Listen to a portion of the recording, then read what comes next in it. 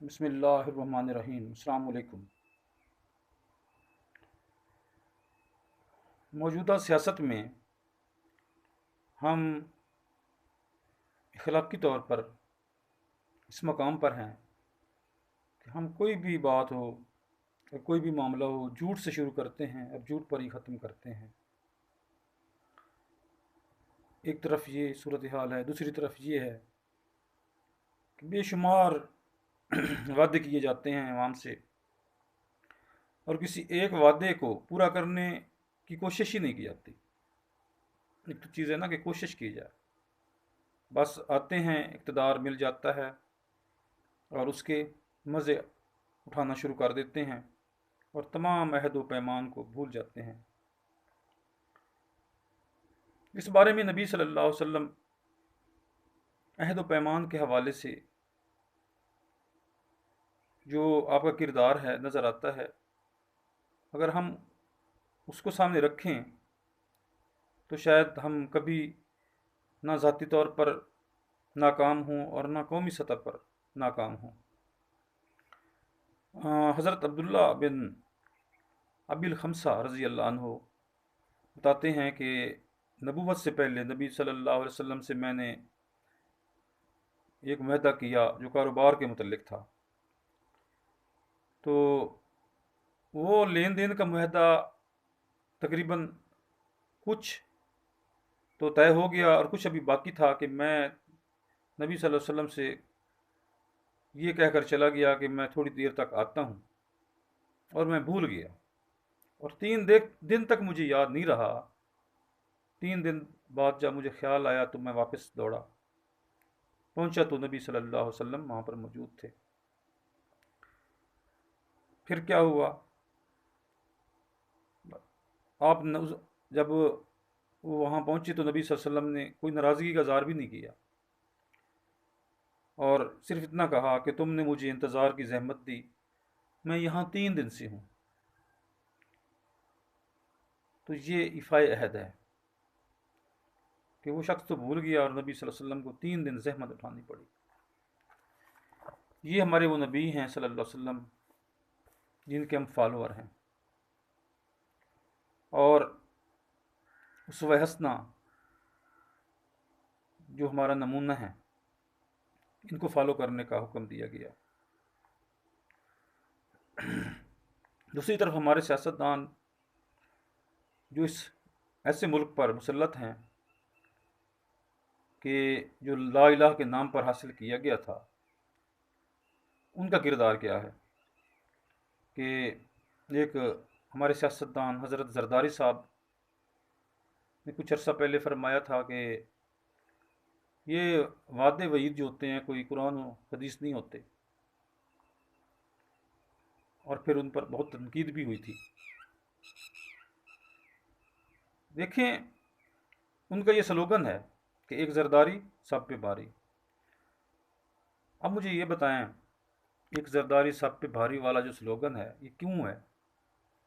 صرف اس کی ایک وجہ ہے کہ جب آپ کسی سے معاہدہ یا عہد کرتے ہیں اور عین اس وقت توڑ دیں جب وہ بندہ آپ پر اعتماد کر رہا ہو، اور تمام وعدوں سے مکر جائیں اور اپنی ایک نئی گیم چلا دیں، تو یہ جھوٹ اور بد عہدی کو ہم کہتے ہیں ایک زرداری سب پہ بھاری، اور جو ان کے جاہل فالوور ہیں اس کو اس کی فتح کہتے ہیں، حالانکہ یہ اخلاقی گراوٹ ہے، اور یہی چیز ہے جس نے سیاست کو تباہ کر کے رکھ دیا ہے۔ اب پچھلے دنوں 2-3 دن کی بات ہے کہ بہت سے سیاستدانوں نے کہا کہ خط کا کوئی وجود نہیں ہے جو امریکہ سے عمران خان کو تھریٹ دی گئی ہے اور پاکستان میں مداخلت کی گئی ہے۔ حتیٰ کہ شہباز شریف صاحب نے یہ کہا ہے کہ اگر یہ مداخلت ہوئی تو میں عمران خان کے ساتھ کھڑا ہوں گا اور میں ریزائن کر دوں گا۔ اب دیکھیں،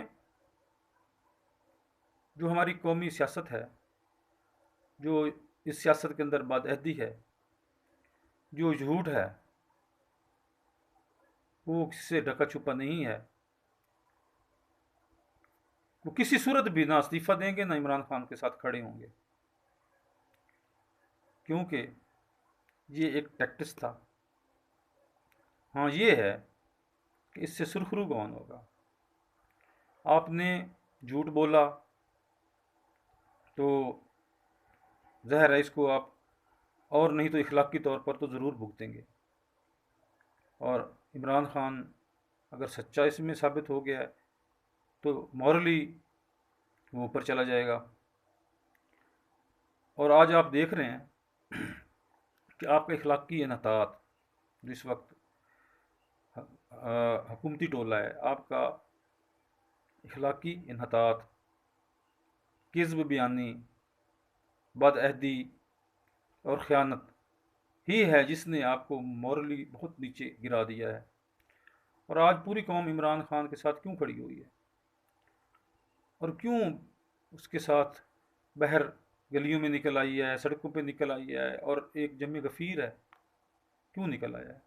اس کی وجہ یہ ہے کہ عمران خان کوشش کرتا ہے کہ عوام سے جھوٹ نہ بولے اور صاف ستھری بات کرے، جو اندر ہے وہی بہر بات کرے. اس چیز نے اس کا کریکٹر بلڈ کر دیا ہے. وہ مین آف ورڈز بھی بن گیا ہے اور آئرن مین بھی بن گیا ہے. اس کو اب جو لقب دے دیں وہ اس پر جچتا ہے. جب سروے کیا جاتا ہے اور لوگوں سے، آپ کے ہی لوگوں سے پوچھا جاتا ہے کہ کیا تمہارے بچے نواز شریف بن جائیں یا آصف زرداری بن جائیں، آپ قبول کریں گے؟ تو آپ کے لوگ ہی کہتے ہیں نہیں جی نہیں، ہم نہیں چاہتے ہمارا بیٹا نواز شریف یا آصف زرداری کی طرح بنے. اور جبکہ جو دوسرے لوگ ہیں وہ کہتے ہیں جی ہم چاہتے ہیں عمران خان جیسا بن جائے. اب کیا فرق ہے؟ یہی ہے سچائی اور عہد کی پاسداری، یہ کریکٹر بلڈ کرتی ہے اور یہی آپ کا فرق ہے.